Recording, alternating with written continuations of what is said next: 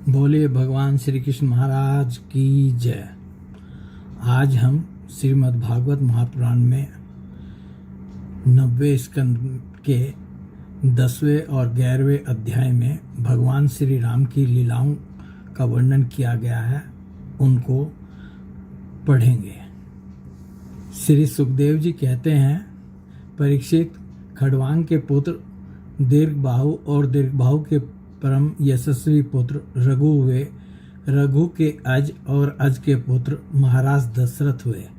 देवताओं की प्रार्थना से साक्षात परब्रह्म परमात्मा भगवान श्री हरि ही अपने अंशांश से 4 रूप धारण करके राजा दशरथ के पुत्र हुए।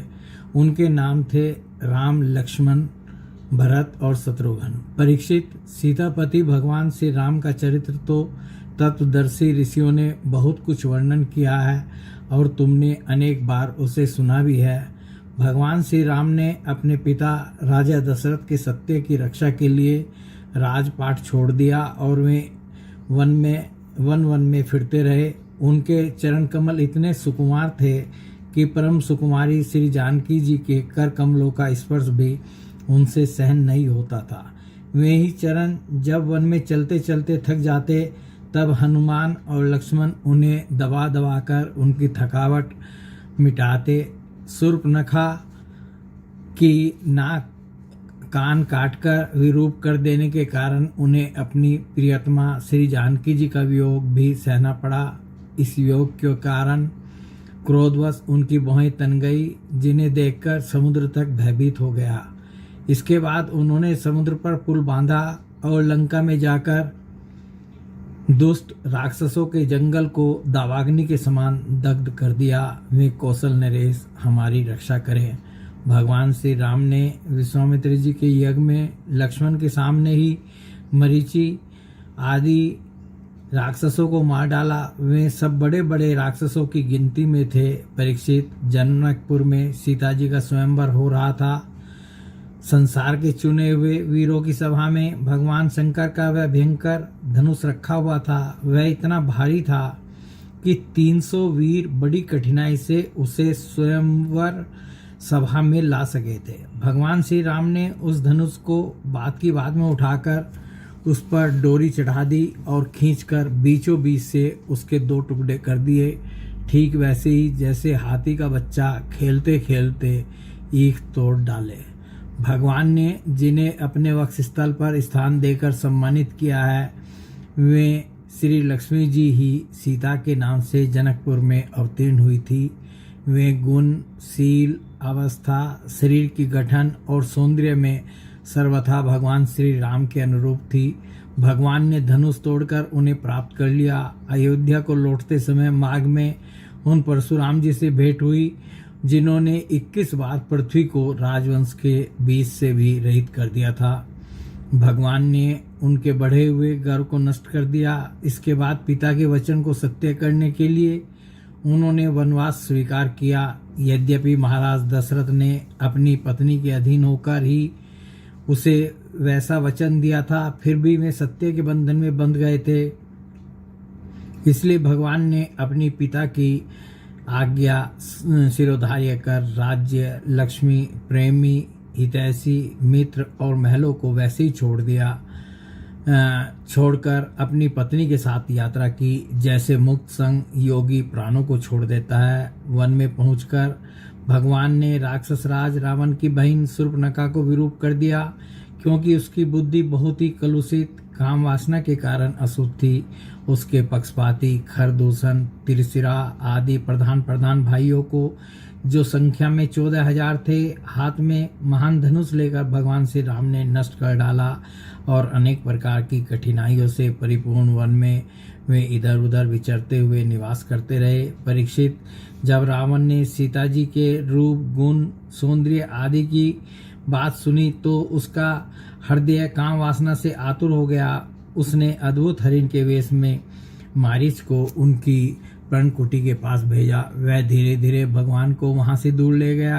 अंत में भगवान ने अपने बाण से उसे बात की बात में वैसे ही मार डाला जैसे दक्ष प्रजापति को वीरभद्र ने मारा था। जब भगवान श्री राम जंगल में दूर निकल गए तब लक्ष्मण की अनुपस्थिति में नीच राक्षस रावण ने भेड़िए के समान विदेह नंदिनी सुकुमारी श्री सीता जी को हर लिया। तदंतर वे अपनी प्राण प्रिया सीता जी से बिछुड़कर अपने भाई लक्ष्मण के साथ वन वन में दीन की भांति घूमने लगे। और इस प्रकार उन्होंने यह शिक्षा दी कि जो स्त्रियों में आसक्ति रखते हैं उनकी यही गति होती है।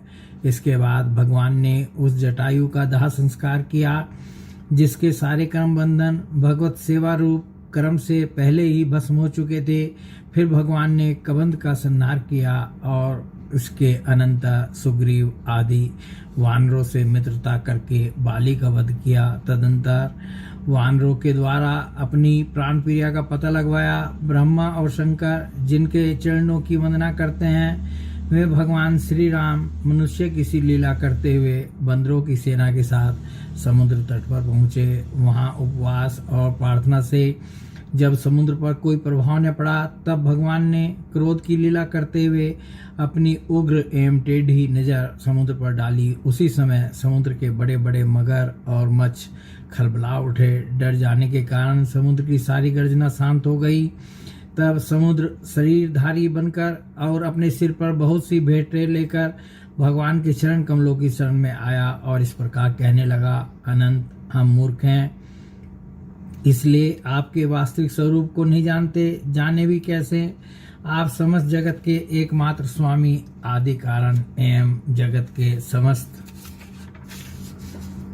परिवर्तनों में एक रस रहने वाले हैं। आप समस्त गुणों के स्वामी हैं। इसलिए जब आप सतुगुण को स्वीकार कर लेते हैं तब देवताओं की, रजोगुण को स्वीकार कर लेते हैं तब प्रजापतियों की और तमोगुण को स्वीकार कर लेते हैं तब आपके क्रोध से रुद्रगण की उत्पत्ति होती है। वीर शिरोमणि, आप अपनी इच्छा के अनुसार मुझे पार कर जाइए और त्रिलोकी को रुलाने वाले विशर्वा के कुपूत रावण को मारकर अपनी पत्नी को फिर से प्राप्त कीजिए। परंतु आपसे मेरी एक प्रार्थना है, आप यहाँ मुझ पर एक पुल बांध दीजिए।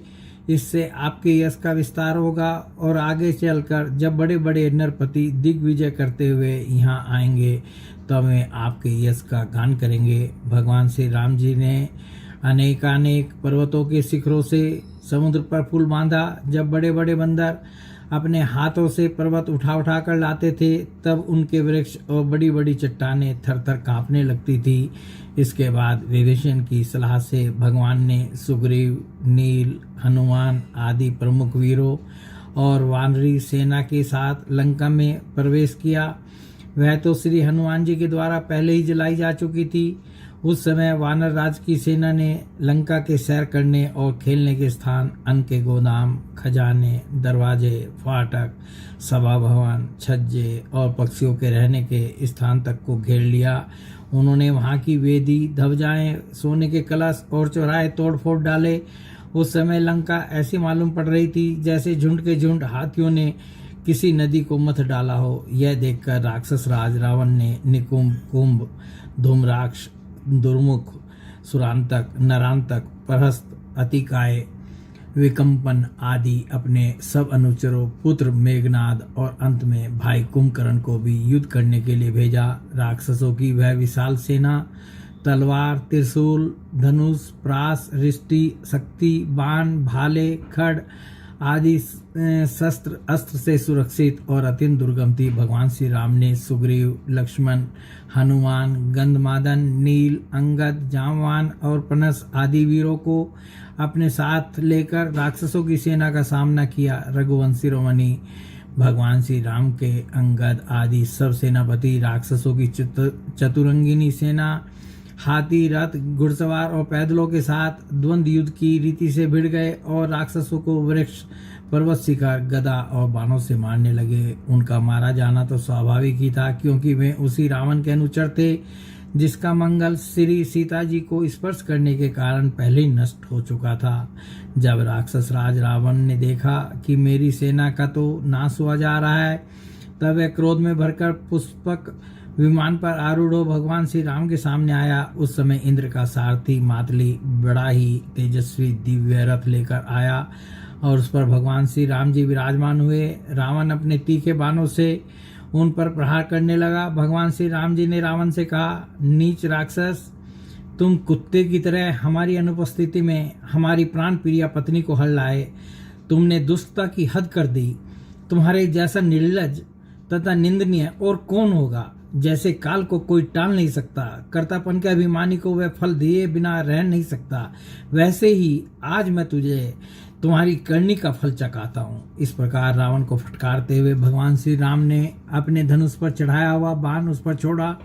उस बाण ने वज्र के समान उसके हृदय को विदीर्ण कर दिया।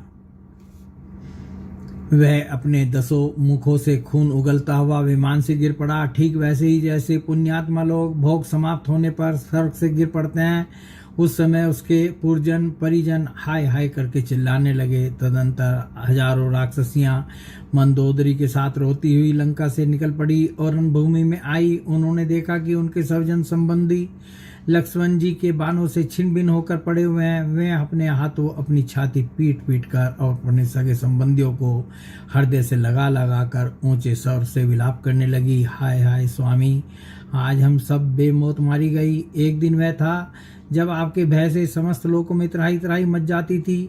आज वह दिन आ पहुंचा कि आपके न रहने से हमारे शत्रु लंका की दुर्दशा कर रहे हैं और यह प्रश्न उठ रहा है कि अब लंका किसके अधीन रहेगी। आप सब प्रकार से संपन्न थे, किसी भी बात की कमी न थी, परंतु आप काम के वश हो गए और यह नहीं सोचा कि सीता जी कितनी तेजस्विनी है और उनका कितना प्रभाव है। आपकी यही भूल आपकी इस दुर्दशा का कारण बन गई। कभी आपके कामों से हम सब और समस्त राक्षस वंश आनंदित होता था और आज हम सब तथा यह सारी लंका नगरी विधवा हो गई। आपका यह शरीर जिसके लिए आपने सब कुछ कर डाला, आज गिद्धों का आहार बन रहा है और अपने आत्मा को आपने नरक का अधिकारी बना डाला। यह सब आपकी ही नासमझी और कामुकता का फल है। श्री सुखदेव जी कहते हैं, परीक्षित, कौशलाधीश भगवान श्री रामचंद्र जी की आज्ञा से विभीषण ने अपने स्वजन संबंधियों का पितृयज्ञ की विधि से शास्त्र के अनुसार अंत्येष्टि कर्म किया। इसके बाद भगवान श्री राम ने अशोक वाटिका के आश्रम में अशोक वृक्ष के नीचे बैठी हुई श्री सीता जी को देखा। वे उन्हीं के विरह की व्याधि से पीड़ित एवं अत्यंत दुर्बल हो रही थी। अपनी प्राण प्रिय अर्धांगिनी श्री सीता जी को अत्यंत दीन अवस्था में देखकर श्री राम का हृदय प्रेम और कृपा से भर आया। इधर भगवान का दर्शन पाकर सीता जी का हृदय प्रेम और आनंद से परिपूर्ण हो गया। उनका मुख कमल खिल उठा। भगवान ने विभीषण को राक्षसों का स्वामित्व, लंकापुरी का राज्य और एक कल्प की आयु दी। इसके बाद पहले सीता जी को विमान पर बैठाकर अपने दोनों भाई लक्ष्मण तथा सुग्रीव एवं सेवक हनुमान जी के साथ स्वयं भी विमान पर सवार हुए। इस प्रकार 14 वर्ष का व्रत पूरा हो जाने पर उन्होंने अपने नगर की यात्रा की। उस समय मार्ग में ब्रह्मा आदि लोकपालगण उन पर बड़े प्रेम से पुष्पों की वर्षा कर रहे थे। इधर तो ब्रह्मा आदि बड़े आनंद से भगवान की लीलाओं का गान कर रहे थे और उधर जब भगवान को यह मालूम हुआ कि भरत जी केवल गौमूत्र में पकाया हुआ जौ का दलिया खाते हैं, वलकल पहनते हैं और पृथ्वी पर डाब बिछाकर सोते हैं एवं उन्होंने जटाएं बढ़ा रखी हैं, तब वे बहुत दुखी हुए। उनकी दशा का स्मरण कर परम करुणाशील भगवान का हृदय भर आया। जब भरत को मालूम हुआ कि मेरे बड़े भाई भगवान श्री राम आ रहे हैं, तब वे पूर्ववासी मंत्री और पुरोहितों को साथ लेकर एवं भगवान की पादुकाएं सिर पर रखकर उनकी अगवानी के लिए चले। जब भरत जी अपने रहने के स्थान नंदीग्राम से चले, तब लोग उनके साथ साथ मंगल गान करते बाजे बजाते चलने लगे। वेदवादी ब्राह्मण बार बार वेद मंत्रों का उच्चारण करने लगे और उसकी ध्वनि चारों ओर गूंजने लगी। सुनहरी कामदार पताकाएं फहराने लगी। सोने से मढ़े हुए तथा रंग बिरंगी ध्वजाओं से सजे हुए रथ, सुनहले साज से सजाए हुए सुंदर घोड़े और सोने के कवच पहने हुए सैनिक उनके साथ साथ चलने लगे। सेठ साहूकार, श्रेष्ठ वारांगनाएं, पैदल चलने वाले सेवक और महाराजाओं के योग्य छोटी बड़ी सभी वस्तुएं उनके साथ चल रही थी। भगवान को देखते ही प्रेम के उद्रेक से भरत जी का हृदय गदगद हो गया, नेत्रों में आंसू छलक आए। वे भगवान के चरणों पर गिर पड़े। उन्होंने प्रभु के सामने उनकी पादुकाएं रख दी और हाथ जोड़कर खड़े हो गए।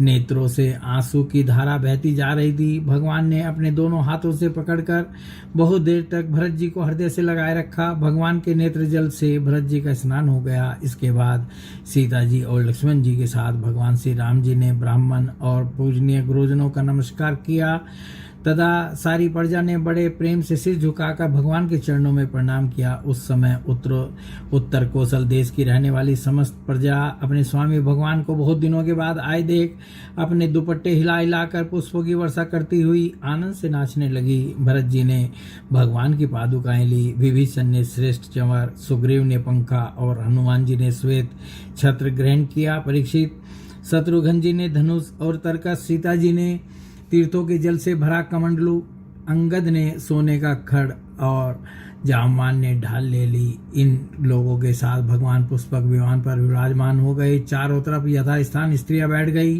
वंदी जन स्तुति करने लगे। उस समय पुष्पक विमान पर भगवान श्री राम की ऐसी शोभा हुई मानो ग्रहों के साथ चंद्रमा उदय हो रहे हों। इस प्रकार भगवान ने भाइयों का अभिनंदन स्वीकार करके उनके साथ अयोध्यापुरी में प्रवेश किया।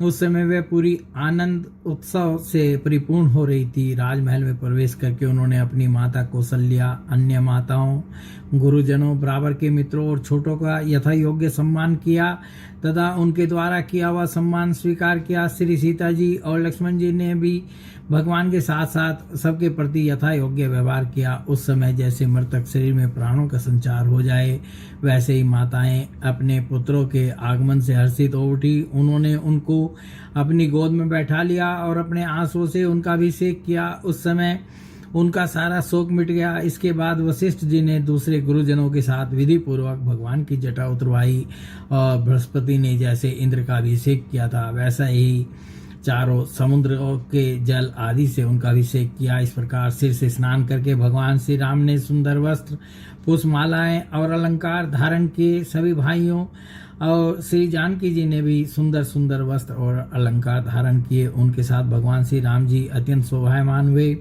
भरत जी ने उनके चरणों में गिरकर उन्हें प्रसन्न किया और उनके आग्रह करने पर भगवान श्री राम ने राज सिंहासन स्वीकार किया। इसके बाद वे अपने अपने धर्म में तत्पर तथा वर्णाश्रम के आचार को निभाने वाले प्रजा का पिता के समान पालन करने लगे। उनकी प्रजा भी उन्हें अपना पिता ही मानती थी। परीक्षित, जब समस्त प्राणियों को सुख देने वाले परम धर्मज्ञ भगवान श्री राम राजा हुए तब था तो त्रेता युग, परंतु मालूम होता था मानव सतयुगी है। परीक्षित, उस समय वन, नदी, पर्वत, वर्ष, द्वीप और समुद्र सबके सब प्रजा के लिए कामधेनु के समान समस्त कामनाओं को पूर्ण करने वाले बन रहे थे।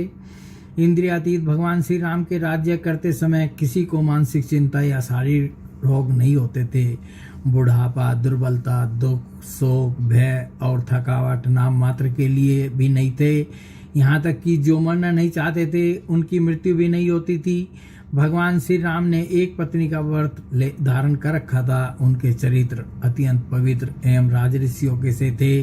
वे गृहस्थोचित सब धर्म की शिक्षा देने के लिए स्वयं उस धर्म का आचरण करते थे। सती शिरोमणि सीता जी अपने पति के हृदय का भाव जानती रहती। वे प्रेम से, सेवा से, शील से, अत्यंत विनय से तथा अपनी बुद्धि और लज्जा आदि गुणों से अपने पति भगवान श्री राम जी का चित्त चुराती रहती थी।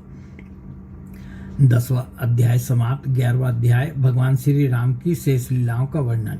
श्री सुखदेव जी कहते हैं, परीक्षित, भगवान श्री राम ने गुरु वशिष्ठ जी को अपना आचार्य बनाकर उत्तम सामग्रियों से युक्त यज्ञों के द्वारा अपने आप ही अपने सर्वदेव स्वरूप स्वयं प्रकाश आत्मा का यजन किया। उन्होंने होता को पूर्व दिशा, ब्रह्मा को दक्षिण, अर्धवायु को पश्चिम और उद्गाता को उत्तर दिशा दे दी। उनके बीच में जितनी भूमि बच रही थी वह उन्होंने आचार्य को दे दी। उनका यह निश्चय था कि संपूर्ण भूमंडल का एकमात्र अधिकारी निष्प्रय ब्राह्मण ही है। इस प्रकार सारे भूमंडल का दान करके उन्होंने अपने शरीर के वस्त्र और अलंकार ही अपने पास रखे। इसी प्रकार महारानी सीता जी के पास भी केवल मांगलिक वस्त्र और आभूषण ही बच रहे। जब आचार्य आदि ब्राह्मणों ने देखा कि भगवान श्री राम तो ब्राह्मणों को ही अपना इष्ट देव मानते हैं, उनके हृदय में ब्राह्मणों के प्रति अनंत स्नेह है। तब उनका हृदय प्रेम से द्रवित हो गया। उन्होंने प्रसन्न होकर सारी पृथ्वी भगवान को लौटा दी और कहा, प्रभु, आप सब लोगों के एकमात्र स्वामी हैं। आप तो हमारे हृदय के भीतर रहकर अपनी ज्योति से अज्ञानांधकार का नाश कर रहे हैं। ऐसी स्थिति में भला आपने हमें क्या नहीं दे रखा है। आपका ज्ञान अनंत है। पवित्र कीर्ति वाले पुरुषों में आप सर्वश्रेष्ठ हैं। उन महात्माओं को जो किसी को किसी प्रकार की पीड़ा नहीं पहुंचाते, आपने अपने चरण कमल दे रखे हैं। ऐसा होने पर भी आप ब्राह्मणों को अपना इष्ट देव मानते हैं। भगवान, आपके इस राम रूप को हम नमस्कार करते हैं। परीक्षित, एक बार अपनी प्रजा की स्थिति जानने के लिए भगवान श्री राम जी रात के समय छिपकर बिना किसी को बतलाए हुए घूम रहे थे। उस समय उन्होंने किसी की यह बात सुनी। वह अपनी पत्नी से कह रहा था, अरे तू दुष्ट और उल्टा है। तू पराए घर में रह आई है। स्त्री लोभी राम भले ही सीता को रख लें, परंतु मैं तुझे फिर नहीं रख सकता। सचमुच सब लोगों को प्रसन्न रखना टेढ़ी खीर है, क्योंकि मूर्खों की तो कमी नहीं है। जब भगवान श्री राम ने बहुतों के मुंह से ऐसी बात सुनी तो वे लोकापवाद से कुछ भयभीत से हो गए। उन्होंने श्री सीता जी का परित्याग कर दिया और वे वाल्मीकि मुनि के आश्रम में रहने लगी। सीता जी उस समय गर्भवती थी। समय आने पर उन्होंने एक साथ ही 2 पुत्र उत्पन्न किए। उनके नाम हुए कुश और लव। वाल्मीकि मुनि ने उनके जात कर्म आदि संस्कार किए। लक्ष्मण जी के 2 पुत्र हुए, अंगद और चित्रकेतु। परीक्षित, इसी प्रकार भरत जी के भी 2 पुत्र हुए, तक्ष और पुष्कल, तथा शत्रुघ्न के भी 2 पुत्र हुए, सुबाहु और श्रुतसेन। भरत जी ने दिग्विजय में करोड़ों गंधर्वों का संहार किया। उन्होंने उनका सब धन लाकर अपने बड़े भाई भगवान श्री राम की सेवा में निवेदन किया। शत्रुघ्न जी ने मधुवन में मधु के पुत्र लवन नामक राक्षस को मारकर वहां मथुरा नाम की पूरी बसाई। भगवान श्री राम के द्वारा निर्वासित सीता जी ने अपने पुत्रों को वाल्मीकि जी के हाथों में सौंप दिया और भगवान श्री राम के चरण कमलों का ध्यान करती हुई वे पृथ्वी देवी के लोक में चली गई। यह समाचार सुनकर भगवान श्री राम ने अपने शोकावेश को बुद्धि के द्वारा रोकना चाहा, परंतु परम समर्थ होने पर भी वे उसे रोक न सके, क्योंकि उन्हें जानकी जी के पवित्र गुण बार बार स्मरण हो आया करते थे। परीक्षित, यह स्त्री और पुरुष का संबंध सब कहीं इसी प्रकार दुख का कारण है। यह बात बड़े बड़े समर्थ लोगों के विषय में भी ऐसी ही है। फिर ग्रहासक्त विषयी पुरुष के संबंध में तो कहना ही क्या है। इसके बाद भगवान राम ने ब्रह्मचर्य धारण करके 13,000 वर्ष तक अखंड रूप से अग्निहोत्र किया। तदंतर अपना स्मरण करने वाले भक्तों के हृदय में अपने उन चरण कमलों को स्थापित करके जो दंडक वन के कांटों से बिंद गए थे, अपने स्वयं प्रकाश परम ज्योतिर्मय धाम में चले गए। परीक्षित, भगवान के समान प्रतापशाली और कोई नहीं है, फिर उनसे बढ़कर तो हो ही कैसे सकता है। उन्होंने देवताओं की प्रार्थना से ही यह लीला विग्रह धारण किया था। ऐसी स्थिति में रघुवंश शिरोमणि भगवान श्री राम के लिए यह कोई बड़े गौरव की बात नहीं है कि उन्होंने अस्त्रों से राक्षसों को मार डाला या समुद्र पर पुल बांध दिया। भला उन्हें शत्रुओं को मारने के लिए बंदरों की आवश्यकता की भी क्या आवश्यकता थी। यह सब उनकी लीला ही है। भगवान श्री राम का निर्मल यह समस्त पापों को नष्ट कर देने वाला है। वह इतना फैल गया है कि दिग्गजों का श्यामल शरीर भी उसकी उज्ज्वलता से चमक उठता है। आज भी बड़े बड़े ऋषि महर्षि राजाओं की सभा में उसका गान करते रहते हैं। स्वर्ग के देवता पृथ्वी के नरपति अपने कमनीय किरीटों से उनके चरण कमलों की सेवा करते रहते हैं। मैं उन्हीं रघुवंश शिरोमणि भगवान श्री राम जी को की शरण ग्रहण करता हूँ, जिन्होंने भगवान श्री राम का दर्शन और स्पर्श किया, उनका सहवास अथवा अनुगमन किया। वे सब के सब तथा कौशल देश के निवासी भी उसी लोक में गए जहाँ बड़े बड़े योगी योग साधना के द्वारा जाते हैं। जो पुरुष अपने कानों से भगवान श्री राम का चरित्र सुनता है, उसे सरलता, कोमलता आदि गुणों की प्राप्ति होती है। परीक्षित, केवल इतना ही नहीं, वह समस्त कर्म बंधनों से मुक्त हो जाता है। राजा परीक्षित ने पूछा, भगवान श्री राम स्वयं अपने भाइयों के साथ किस प्रकार का व्यवहार करते थे तथा भरत आदि भाई, प्रजाजन और अयोध्यावासी भगवान श्री राम के प्रति कैसा बर्ताव करते थे। श्री सुखदेव जी कहते हैं, तिरुवनपति महाराज श्री राम ने राज सिंहासन स्वीकार करने के बाद अपने भाइयों को दिग्विजय की आज्ञा दी और स्वयं अपने निज जनों को दर्शन देते हुए अपने अनुचरों के साथ में पुरी की देखरेख करने लगे। उसी समय अयोध्यापुरी के मार्ग सुगंधित जल और हाथियों के मदकनों से सींचे रहते, ऐसा जान पड़ता मानो यह नगरी अपने स्वामी भगवान श्री राम को देखकर अत्यंत मतवाली हो रही है। उसके महल, फाटक, सभा भवन, विहार और देवालय आदि में सुवर्ण के कलश रखे हुए थे और स्थान स्थान पर पताकाएं फहरा रही थी। वह डंठल समेत सुपारी, केले के खंभे और सुंदर वस्त्रों के पट्टों से सजाई हुई थी। दर्पण, वस्त्र और पुष्पमालाओं से तथा मांगलिक चित्रकारियों और बंदरवारों से सारी नगरी जगमगा रही थी। नगरवासी अपने हाथों में तरह तरह की भेंटें लेकर भगवान के पास आते और उनसे प्रार्थना करते कि देव, पहले आपने ही वराह रूप से पृथ्वी का उद्धार किया था, अब आप ही इसका पालन कीजिए। परीक्षित, उस समय जब प्रजा को मालूम होता कि बहुत दिनों के बाद भगवान श्री राम जी इधर पधारे हैं, तब सभी स्त्री पुरुष उनके दर्शन की लालसा से घर द्वार छोड़कर दौड़ पड़ते। वे ऊंची ऊंची अटारियों पर चढ़ जाते और अतृप्त नेत्रों से कमल नयन भगवान को देखते हुए उन पर पुष्पों की वर्षा करते। इस प्रकार प्रजा का निरीक्षण करके भगवान फिर अपने महलों में आ जाते। उनके वे महल पूर्ववर्ती राजाओं के द्वारा सेवित थे। उनमें इतने बड़े बड़े सब प्रकार के खजाने थे जो कभी समाप्त नहीं होते थे। वे बड़ी बड़ी बहुमूल्य बहुत सी सामग्रियों से सुसज्जित थे। महलों के द्वार और देहलियां मूंग की बनी हुई थी। उनमें जो खंभे थे वे वैदुर्य मणि के थे। मरकत मणि के बड़े सुंदर सुंदर फर्श थे तथा स्फटिक मणि की दीवारें चमकती रहती थी। रंग बिरंगी मालाओं, पताकाओं, मणियों की चमक, शुद्ध चेतन के समान उज्ज्वल मोती, सुंदर सुंदर भोग सामग्री, सुगंधित धूप, दीप और फूलों के गहनों से वे महल खूब सजाए हुए थे। आभूषणों को भी भूषित करने वाले देवताओं के समान स्त्री पुरुष उसकी सेवा में लगे रहते थे। परीक्षित, भगवान श्री राम जी आत्माराम जितेंद्रिय पुरुषों के शिरोमणि थे। उसी महल में वे अपनी प्राण प्रिया प्रेममयी पत्नी श्री सीता जी के साथ विहार करते थे। सभी स्त्री पुरुष जिनके चरण कमलों का ध्यान करते रहते हैं, वे भगवान श्री राम बहुत वर्षों तक धर्म की मर्यादा का पालन करते हुए समयानुसार भोगों का उपभोग करते रहे। बोलिए भगवान श्री कृष्ण महाराज की जय। बोलिए भगवान सीतापति की जय। बोलिए भगवान सीताराम जी की जय। आज हमने ये 10वें और 11वें अध्याय में 90वें स्कंद के श्री राम जी की जितनी लीलाएं थी श्रीमद् भागवत में, उनको आपको और स्वयं पढ़कर सुना। और राम जी के चरित्र तो इतने हैं। आपने एक चीज़ इसमें अवश्य देखी होगी कि जो भी श्रीमद् भागवत में रामलीला का वर्णन आया है वो रामचरितमानस में उससे अलग है। तो जितनी भी कथाएं हैं राम की, अनंत कथाएं हैं, वाल्मीकि रामायण है, सब में कुछ न कुछ अपना अंतर है। तो सब अपने अपने स्थान पर सब ठीक हैं।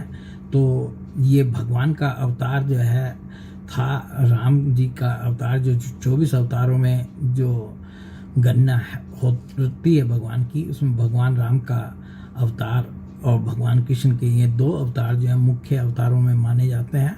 तो आज हमने भगवान राम के अवतार की संपूर्ण कथा श्रीमद् भागवत से पढ़ी और सुनी। बोलिए भगवान श्री कृष्ण महाराज की जय।